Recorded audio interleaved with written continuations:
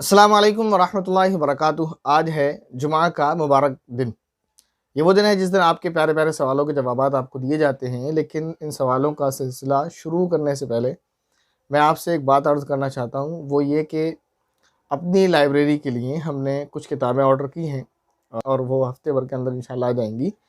तो आपसे कहना यही है कि जो इस कार खैर में, इस नेक काम में, यानी लाइब्रेरी की बुक्स में जो हिस्सा लेना चाहें वो हिस्सा ले सकते हैं। बहरहाल उसके बाद शुरू करते हैं आपके प्यारे प्यारे सवालों के प्यारे प्यारे सवालों के जवाबात का सिलसिला।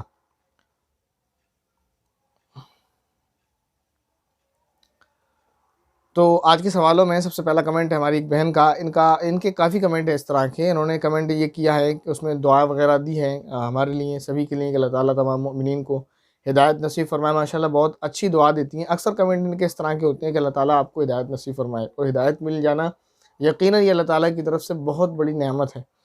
इसके बाद इनका सवाल ये है कि कूंडे क्या एक बार बनाए जाते हैं या हर साल ज़रूरी होता है कूंडे बनाना? आप बताइएगा ज़रूर। तो देखें, कूंडों के बारे में हमने जो क्लिप मुकम्मल बनाई है उसको देख लें। माह रजब के कूंडे क्यों बनाए जाते हैं और बनाना चाहिए, कब बनाना चाहिए, किस तरीके से, वो सारी क्लिप उसमें आपको, उस क्लिप के अंदर सारी बातें आपको बता दी गई, तो उसमें आप जाकर डिटेल में सुन सकते हैं। इसके बाद सवाल है हमारी बहन शबाना बानो का। इनका सवाल ये पहले आ चुका था, इनके कमेंट का जवाब पीछे दे दिया गया, लेकिन ये दोबारा कमेंट आया और उन्होंने ये समझा कि शायद इसका जवाब नहीं दिया गया। तो बेहतर तो यही होता कि ये चेक कर लेती, लेकिन फिर भी अगर इनका कमेंट आया है तो ले लिया जाता है। इन्होंने कहा है कि पहला कमेंट इनका ये है, मेरा एक सवाल है कि क़ससुल अंबिया कौन से राइटर की बुक पढ़ना चाहिए? तो मैंने लाइव में भी बताया, इसके बाद कमेंट बॉक्स में भी बताया, अभी फिर बता रहा हूँ और ये आखिरी बार बता रहा हूँ। हज़रत मौलाना राइटर जो है उनका नाम है हज़रत मौलाना हिफ्ज़ुर रहमान साहब सेवहारवी। इसके बाद दूसरा सवाल इनका ये जो है, दूसरा सवाल कि मेरे रिश्तेदार हैं जिनका बच्चा फौत हो गया, वो उसके लिए इसाले सवाब करते हैं। तो मुख्तसर जवाब तो ये है इस क्लिप में कि उनको ऐसा नहीं करना चाहिए। अब डिटेल जो है कि कब कब क्यों नहीं करना चाहिए वो पिछले कमेंट बॉक्स में आप दे सकते हैं, उसमें जवाब मौजूद है। इसके बाद इनका सवाल है इन्हीं का, क्या नहीं है, अहले हदीस और अहले बैत ये सब क्या होता है, और वहाबियों को ऐसा क्यों कहा जाता है कि मोहम्मद सल्लल्लाहु अलैहि वसल्लम की सुन्नत को फॉलो नहीं करते? प्लीज़ मुझे ये सब डिटेल में बताएं। तो पहले लेते हैं हम अहले बैत को। अहल कहते हैं अरबी में वाला, अहल बेमाना वाला की यूज़ होता है, अहल माने वाला। जैसे बोलते नहीं है मा अहल व अयाल, विद फैमिली, अपने बच्चों के साथ, अपनी बीवी के साथ। अहलिया अरबी में बीवी को बोलते हैं उर्दू में। तो अहलिया को अहलिया इसीलिए बोलते हैं, जो अरबी और उर्दू में आप सुनते पढ़ते रहते हैं, इसलिए कि वो उसके घर वाली होती है। अहलिया उसको इसलिए बोलते हैं। तो अहल बोलते हैं वाला, बैत बोलते हैं घर को। अहले बैत यानी घर वाले। अब किसके घर वाले? तो जवाब ये है, घर वाले नबी पाक सल्लल्लाहु अलैहि वसल्लम के। ये कौन लोग हैं? जो नबी पाक सल्लल्लाहु अलैहि वसल्लम के घर वाले हैं, उनको अहले बैत कहा जाता है। अब रही बात, ये तो वाकई अल्लाह के नेक लोग हैं, अल्लाह के नेक जो है बंदे हैं और बुज़ुर्ग हस्तियाँ हैं, तो इनके बारे में तो कोई कलाम ही नहीं करना। अब ये कि अहले हदीस, तो अहले हदीस जहाँ तक मेरे इल्म के मुताबिक तो ये एक फ़िरक़ा मुसलमानों ही का है, जो अपने आप को अहले हदीस कहते हैं, और जो असल में फ़िक़ा को नहीं मानते। उनका बेस ये है, वो कहते हैं कि हम जो है कुरान और हदीस को ही फ़ॉलो करते हैं। हालाँकि वो अपने दावे में कितने सही और कितने गलत हैं, ये बात तो जानने का, बताने का वक़्त नहीं है, लेकिन वो बहरहाल ये अपने मौक़िफ़ में सही नहीं है उनका कहना। फ़िक़्ह इस्लामी का वो सिरे से इनकार करते हैं, जबकि तमाम उम्मत मुस्लिमा का फ़िक़्ह पर शुरू से इत्तिफ़ाक़ रहा है। बहरहाल ये शुरू से जो है इत्तिफ़ाक़ है, लेकिन ये इनकार करते हैं। लेकिन बहरहाल हैं मुसलमान ही, ऐसा नहीं है कि मुसलमान ना हो। दूसरी बात इनका ये कहना कि वहाबियों को ऐसा क्यों कहा जाता है कि वो मोहम्मद सल्लल्लाहु अलैहि वसल्लम की सुन्नत को फॉलो नहीं करते। आज नबी पाक सल्लल्लाहु अलैहि वसल्लम की सुन्नत को हम कितना फॉलो कर रहे हैं, कौन कितना फॉलो कर रहा है, और वहाबी कितना फॉलो कर रहे हैं, वो असल मकसद नहीं है। और क्यों उनके बारे में कहा जाता है, असल तो आपको ये देखना है कि हम उसको कितना फॉलो कर रहे हैं। कल क़यामत के दिन हमसे ये नहीं पूछा जाएगा कि आपने सुन्नियों के बारे में क्या जाना, आपने शियों के बारे में क्या जाना, आपने बरेलवियों के बारे में क्या जाना, आपने देवबंदियों के बारे में क्या जाना, आपने अहले हदीस के बारे में क्या जाना, वगैरह वगैरह। ये चीज़ें आपसे नहीं पूछी जाएंगी। हमसे और आपसे जो पूछा जाएगा वो ये कि आपने नबी पाक सल्लल्लाहु अलैहि वसल्लम की सुन्नत को कितना फॉलो किया। तो अगर कोई किसी के बारे में कह रहा है तो उसे छोड़ें, हम अपने आप में देखें, हमने अपने दीन में नबी पाक सल्लल्लाहु अलैहि वसल्लम की सुन्नतों को कितना फॉलो कर रखा है। तो खुद फॉलो करने की फ़िक्र करें। वैसे ही उम्मत इन सारे जो है चीज़ों में बटी हुई है, इन चीज़ों को छोड़ें। कुरान करीम के अंदर अल्लाह रब्बुल इज़्ज़त ने इरशाद फरमाया, वअतसिमू बिहब्लिल्लाहि जमीआ, अल्लाह की रस्सी को मजबूती से थाम के रखो, और जो है उम्मत में तफ़रक़ा पैदा ना करो, अलग अलग ग्रोहों में ना बँट जाओ, एक उम्मत बनकर रहो। तो जो जिसका जो दिल करे उसको उस पर रहने दें, जो सुन्नी है उसे सुन्नी रहने दें, जो बरेलवी है, देवबंदी है, वो जैसा भी उसको रहने दें, लेकिन आपस में इत्तेहाद और मोहब्बत और भाईचारगी के साथ रहें। तो आपस में इत्तेहाद और इत्तिफ़ाक़ और प्यार मोहब्बत से रहें। انسان اپنی قبر میں جائے گا، کسی سے کسی کے بارے میں سوال نہیں ہوگا۔ قرآن کریم کے اندر اللہ رب العزت نے ارشاد فرمایا وَلَا تَزِرُ وَازِرَةٌ وِزْرَ أُخْرَىٰ، کوئی کسی کا بوجھ نہیں اٹھائے گا۔ البتہ یہ کہ اگر ہماری فیملی میں سے، ہمارے عزیز و اقارب میں سے، ہمارے ملنے والا یا ہم سے جو کوئی ملتا ہے، اگر وہ غلط موقف اختیار کیے ہوئے غلط راستے پر جا رہا ہے، تو ہمارا کام اس کو سمجھانا ہے، کہ اس کو سمجھایا جائے۔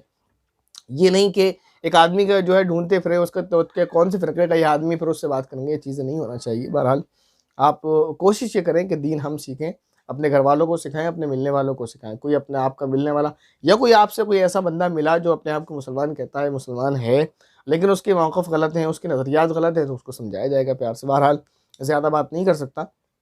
اس کے بعد ہمارے بھائی حاشر خان سوال کر رہے ہیں۔ پہلا سوال: السلام علیکم مفتی صاحب، میرے کچھ سوال ہیں۔ نمبر 1، کیا خطبے کی اذان کا جواب نہیں دینا چاہیے مقتدی کو؟ تو دیکھیں، جب خطبے کی اذان جو ہوتی ہے، یعنی جس کو دوسری اذان بھی بولتے ہیں، جو امام کے ساتھ ہوتی ہے، اس وقت جب اذان ہو رہی ہے تو مقتدی کو چپ چاپ خاموشی سے بیٹھ کر اذان سننا چاہیے، وہاں کچھ نہیں کہنا چاہیے، البتہ جو ہے سکون سے، اطمینان سے اذان کو سننا چاہیے۔ اس کے بعد دوسرا جواب ہے ان کا، اور اہل حدیث، اور اچھا ان کا بھی یہی اسی طرح کا کمنٹ ہے، اور حنفی وہابی کیا کیا ہوتا ہے، تو ان چکروں میں نہ پڑیں۔ اہل حدیث ہیں یا اسی طرح جو ہے حنفی ہیں، ان سب باتوں میں ابھی اگر ہم لگیں گے تو وقت زیادہ ہو جائے گا۔ دیکھیں، فقہ جو ہے اسلامی فقہ وہ 4 طبقوں میں ہے، لیکن ایسا نہیں ہے کہ اس میں کوئی صحیح اور کوئی غلط ہو، سارے صحیح ہیں، ایسا نہیں ہے کہ کوئی صحیح کوئی غلط ہے، سب کے پاس دلائل ہیں، سارے ہی حق ہے۔ 4 فقہ ہیں اسلامی، اس میں فقہ حنفی ہے، فقہ شافعی ہے، فقہ مالکی ہے، فقہ حنبلی ہے۔ بہرحال مختصر اتنا بتا دیا۔ تو فقہ حنفی میں اس میں سے ایک فقہ حنفی ہے، اس فقہ کو فالو کرنے والے، اس کے جو امام تھے فقہ حنفی کے، وقت امام ابو حنیفہ رحمۃ اللہ علیہ ہیں۔ ان کا اصل نام تو نعمان بن ثابت ہے، لیکن ان کا لقب یا کہہ لیں آپ کو نیت ابو حنیفہ ہے، اس وجہ سے ان کی فقہ کو فقہ حنیفہ کے نام، فقہ حنفی کے نام سے جو ہے جانا جاتا ہے، اور ان کے فالوورز کو جو ہے حنفی کہا جاتا ہے۔ اسی طرح جیسے امام شافعی رحمۃ اللہ علیہ تھے، تو ان کی فقہ کو فقہ شافعیہ کہا جاتا ہے، اور ان کے فالوورز کو شافعی یا شافعیہ کہا جاتا ہے۔ اسی طرح امام احمد ابن حنبل کو رحمۃ اللہ علیہ کو فالو کرنے والے لوگوں کو حنابلہ یا حنبلی کہا جاتا ہے۔ بہرحال سارے حق ہیں، سنی مسلمان ہیں، اہل سنت والجماعت ہے، اور بالکل سیدھے راستے پر ہیں، اس میں کوئی حق اور باطل کا اختلاف نہیں ہے۔ دوسرا یہ کہ اہل حدیث کے بارے میں نے بتایا کہ یہ مسلمانوں کی ہی ایک جماعت ہے جو فقہ کی منکر ہے بس، اور اس کے علاوہ وہ اپنے نظریات قائم کرتے ہیں قرآن حدیث کو لے کر، تو اس میں غلطی تو ظاہر کرنی ہے۔ بہرحال پھر بات نہیں کرنی، لمبی ہو جائے گی، اور پھر یہی کہ وہابی کیا ہوتا ہے، ویسی امت اتنے فرقوں میں بٹی ہوئی ہے۔ اس کے بعد تیسرا سوال ہے، کیا جو لوگ خودکشی کرتے ہیں ان کے لیے مغفرت کی دعا نہیں کرنا چاہیے؟ دیکھیں، خودکشی کرنا حرام ہے، اور بہت بڑا گناہ ہے۔ بعض روایت سے یہ پتہ چلتا ہے کہ قیامت تک اس کو وہی عذاب ہوتا رہے گا، اور یہ بہت ہی بڑا گناہ ہے، جس کی بارے میں حدیث کے اندر کئی وعیدیں آئی ہیں، اور یہ سمجھ لیجیے نبی پاک صلی اللہ علیہ وسلم سخت ناراض ہوتے تھے خودکشی کرنے والے لوگوں سے۔ تو یہ فعل بہت ہی قبیح، بہت ہی زیادہ برا عمل ہے اسلام کی شریعت اسلامی کے اندر، خودکشی کرنا۔ لیکن اس کا مطلب یہ بھی نہیں کہ بندہ خودکشی کر لے، اگر نہیں کرنا چاہیے۔ بہت اس پر انشاءاللہ کسی دن موقع ملے گا تو کلپ بنائی جائے گی کہ اس خودکشی کرنا کتنا بڑا گناہ ہے، اور خودکشی کرنے والے کتنے برے لوگ ہیں اللہ کی نظر میں۔ یہ ایسا نہیں ہے کہ ان پر ترس کھایا جائے، کوئی بھی آ کے، اب تو ٹرینڈ بن گیا، ایک نے جو ہے سوسائڈ کری، دوسرے نے کر لی، تیسرے نے کر لی، کئی ساری کلپس اس میں آ چکی ہیں۔ اب تو آدمی اس کو جو ہے ٹرینڈ بنا رہا ہے، مطلب آدمی مرنے کو تیار ہے، اور اتنا آسان سمجھ رکھا ہے سوسائڈ کرنے کو۔ سوسائڈ کرنا زندگی کی پریشانیوں کا حل نہیں ہے، وقت نہیں ہے جو بتایا جائے۔ بہرحال یہ کہ ہے مسلمان ہی، گناہ کیا ہے اس نے، تو گناہ اس کا بڑا ضرور ہے، اس کو سزا ملے گی، لیکن مسلمان ہے تو اس کے لیے مغفرت کرنا جائز ہے، تو اس کے لیے دعائیں مغفرت کر سکتے ہیں۔ لیکن یاد رہے، خودکشی کرنا کسی بھی مسئلے کا حل نہیں ہے، اور یہ بہت ہی بڑا گناہ ہے۔ اسلام کوئی ایسا نہیں ہے کہ آپ کو جانوروں کی طرح بے لگام چھوڑ رکھا ہے کہ آپ کو اگر حل نہیں نظر نہیں آتا تو آپ سوسائڈ کر لو۔ اسلام نے آپ کی ہر پرابلم کا حل رکھا ہے۔ اب یہ آپ کی غلطی ہے کہ آپ اسلام کو جو ہے پڑھتے لکھتے نہیں ہیں، اسلام کو سیکھتے نہیں ہیں، اسلام کو فالو نہیں کرتے، پھر سوسائڈ کر لیتے ہیں۔ تو سوسائڈ کرنے والے یقیناً نہ معصوم ہیں، نہ قابل ترس ہے، نہ قابل رحم ہے کہ ان پر ترس اور رحم کھایا جائے۔ بلکہ اگر لوگ سوسائڈ جو کر رہا ہے، اس کا تو انڈین گورنمنٹ بھی اس کو سزا دیتی ہے اگر کوئی سوسائڈ کرنے کی کوشش کرتا ہے، تو انڈیا کا قانون جو ہے، انڈیا کا آئین اور دستور جو ہے، وہ بھی سوسائڈ کرنے والے کو مجرم قرار دیتا ہے اور اس کو سزا دیتا ہے۔ بہرحال اس کے بعد سوال ہے ان کا چوتھا، کیا ٹوتھ برش میں سور کے بال لگے ہوتے ہیں؟ نہیں، ایسا نہیں ہے۔ وہ کوئی اگر برش کسی نے جو ہے کسی نے اس بالوں کے ذریعے کسی نے اگر برش بنایا ہوگا تو بنایا ہو، ورنہ ایسا نہیں ہے، وہ پلاسٹک کے اس میں بال لگے ہوئے ہوتے ہیں۔ نمبر 5، میرا 6 مہینے کا بیٹا ہے، بہت روتا ہے، اس کے لیے کوئی عمل بھی، کوئی دعا بھی بتا دیجیے۔ تو اس کے لیے سب سے بہتر یہی کہ 41 مرتبہ اعوذ باللہ من الشیطان الرجیم یہ پڑھیں، اور پڑھ کر پانی پر دم کریں، اور جو ہے اس کے اوپر 29ویں پارے کی سورہ قلم دوسری صورت ہے 29ویں پارے کی، اس کی آخر کی آیت ہے وَإِن يَكَادُ الَّذِينَ، یہاں سے آپ پڑھیں گے 2 آیتیں اور اس کے اوپر وہ پڑھ کر روزانہ دم کرتے ہیں صبح شام۔ اس کے بعد ہماری بہن ہیں جن کے بارے میں نے بتایا تھا، وہ بہت سارے ان کے کمنٹ ہیں، انہوں نے دعا دی ہے اس میں کہ اللہ تعالیٰ آپ سبھی کو ہدایت نصیب فرمائے اور دنیا اور آخرت میں آپ سبھی کو کامیابی عطا فرمائے، سب کو گناہوں سے بچنے کی توفیق عطا فرمائے، آمین۔ بہت دعا کمنٹ کے اس طرح کے آتے رہتے ہیں، تو آپ لوگ بھی دعا کریں سب کے لیے، اور کرنا چاہیے بہت اچھا۔ آپ کے پاس وقت نہیں ہے تو وہی اپنا ایک کمنٹ آپ نے کبھی لکھ لیا، اس کو کمنٹ کرتے رہیں کہ اللہ تعالیٰ سبھی مسلمان کو، اور کمنٹ کیا، وہ ایک طرح سے دل سے دعا ہے کہ آپ تمام مسلمانوں کے لیے دعا کر رہے ہیں، بہت خوبصورت دعا دیتی ہیں کم الفاظ میں کہ اللہ تعالیٰ سب کو ہدایت نصیب فرمائے، ہدایت پر قائم رہے، جو اللہ تعالیٰ نے سورہ فاتحہ کے اندر فرمایا اہدنا الصراط المستقیم، جہاں ہم اللہ تعالیٰ سے کہتے رہتے ہیں کہ اللہ تعالیٰ ہم کو سیدھے راستے پر چلا۔ اس کے بعد ان کی دوسری جو دعا ہے کہ اللہ تعالیٰ ہم سبھی کو گناہوں سے بچنے کی توفیق عطا فرمائے، بہت اچھا انداز ہے ان کی دعا کا ماشاءاللہ، قابل تعریف ہے کہ قرآن کریم کے اندر خود اللہ تعالیٰ فرماتا ہے صراط الذین انعمت علیہم غیر المغضوب علیہم ولا الضالین، ان لوگوں کے راستے پر نہ چلا جو مغضوب ہوئے یا ضالین ہوئے، جو جن پر اللہ تعالیٰ کا غضب نازل ہوا، جو ضالین گمراہ لوگ ہیں، تو یہ اس سے بھی تھوڑا میچ کرتی ہے۔ تیسری ان کی دعا یہ ہے کہ اللہ تعالیٰ تمام لوگوں کو دنیا میں تمام پریشانیوں سے محفوظ فرمائے اور ان کو کامیاب فرمائے، جو قرآن کریم کے اندر دعا ہے ربنا آتنا فی الدنیا حسنہ وفی الآخرۃ حسنۃ وقنا عذاب النار، تو دعا بڑی خوبصورت لگتی ہے ماشاءاللہ ان کی۔ اس کے بعد ہماری بہن زینت علی سوال کر رہی ہیں، باپ کی وراثت میں لڑکی کا حصہ گھر کو سیل کرنے کے ٹائم دینا چاہیے یا پھر انہیں بھی گھر کے روم میں سے ایز ایک روم دے دینا چاہیے؟ تو یہ تو والد کے اوپر ڈیپینڈ کرتا ہے کہ جب وہ وراثت تقسیم کر رہے ہیں تو بچوں کو کیش بھی دے سکتے ہیں اپنی لڑکیوں کو، اور اگر چاہیں تو اس کے بدلے کہیں پلاٹ دے سکتے ہیں یا کسی جگہ فلیٹ یا مکان دے سکتے ہیں، تو اس میں کوئی ضروری نہیں کہ اسی گھر میں سے حصہ دیا جائے۔ لیکن اگر ان کے پاس کیش نہیں ہے یا یہ مکان بیچنا نہیں چاہتے یا کہیں فلیٹ یا پلاٹ نہیں خرید سکتے ہیں، تو وہ اپنے بچوں کو اسی مکان میں سے ایک حصہ دے سکتے ہیں، جیسے انہوں نے لکھا کہ ایک روم اگر دے دیا جائے اور بیٹی سسرال میں رہتی ہے، اب ظاہر ہے وہ اس میں اس کو 2 فائدے حاصل ہو سکتے ہیں، یا تو جب وہ سسرال میں آئے تو اپنے اس کمرے میں جو ہے بالکل آزادی کے ساتھ، بالکل سکون اور اطمینان کے ساتھ رہ سکتی ہیں، اپنا سامان جیسے سیٹ کر کے جائیں گی وہاں سیٹ رہے گا۔ دوسرا یہ کہ وہ جب کبھی مکان تقسیم ہوگا یا بکے گا یا وہ اپنا حصہ بیچنا چاہے تو بیچ سکتی ہیں۔ اس کے علاوہ ان کا یہ کہ اگر وہ سسرال میں رہتی ہیں اور ان کے حصے کا روم رینٹ پر دیتے ہیں تو رینٹ کے پیسے کس کو ملنا چاہیے؟ تو جس کا مکان ہے پیسے اس کو ملنا چاہیے، جس کے حصے میں وہ روم ہے پیسے اس کو ملنا چاہیے۔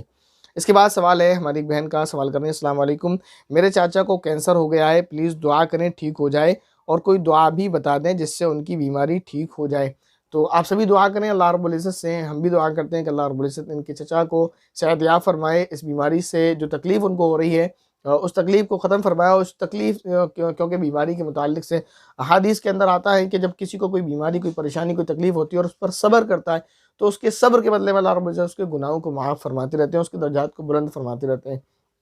تو کسی بھی جو ہے بیماری پر یقینی بات ہے تکلیف اور پریشانی ہوتی ہے، لیکن صبر کرنا چاہیے، اللہ سے دعا کرنا چاہیے، تو دعا ہم بھی کرتے ہیں۔ اس کے علاوہ معمول ایک عمل ہے قرآنی میں آپ کو بتا دیتا ہوں، وہ یہ کہ آپ یا سلامو جو اس مرد میں ہیں اگر وہ خود پڑھ سکیں تو سب سے بہتر یہ ہے کہ یا سلامو یا سلامو یا سلامو یا سلامو کا ورد اپنے چلتے پھرتے اٹھتے بیٹھتے اور لیٹے ہوئے ہر وقت کرتے رہیں۔ اس کے علاوہ شروعات اس ورد کی ایسے کرنی ہے کہ صبح جب بھی ان کی آنکھ کھلے نماز پڑھنے کے بعد، فجر کی نماز کے بعد 11 مرتبہ درود شریف اول میں اللہم صلی علی اور 11 مرتبہ آخر میں پڑھیں گے، اور بیچ میں یا سلامو 1100 مرتبہ پڑھ لیں کم از کم، اور اس کو پڑھتے رہیں دن بھر، سب سے بہتر ہے۔ اور اگر مریض یہ کام نہیں کر سکتے خود تو کوئی دوسرا ان پر یہ عمل کر سکتا ہے کہ یا سلامو کا ورد ان کے اوپر کر کے دم کر سکتے ہیں 1100 مرتبہ روزانہ۔ بہت چھوٹا سا کلمہ ہے، یا سلامو یا سلامو یا سلامو یا سلامو یا سلامو یا سلامو، ایک سانس میں آپ اس کو 20-25 بار آرام سے پڑھ سکتے ہیں۔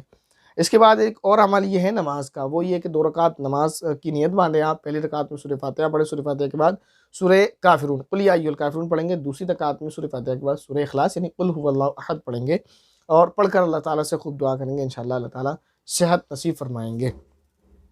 اس کے بعد ان کا دوسرا سوال ہے کہ السلام علیکم، جمعے کے دن ہمارے ہاں 12:15 پر اذان ہو جاتی ہے، تو کیا عورتیں اذان کے بعد ترنت نماز پڑھ سکتی ہیں؟ کہ اذان کے بعد اگر اذان وقت پر ہوئی ہے تو اذان کے بعد کبھی بھی نماز پڑھی جا سکتی ہے۔ تو جیسے آپ کے یہاں 12:15 پہ، تو آپ کے یہاں 12:15 پر اذان ہوتی ہے تو آپ وضو اور جس چیز سے آپ کو فارغ ہونا ضرورت سے فارغ ہو کر 12:30 کے بعد آپ نماز پڑھ لیا کریں، کوئی مسئلہ نہیں۔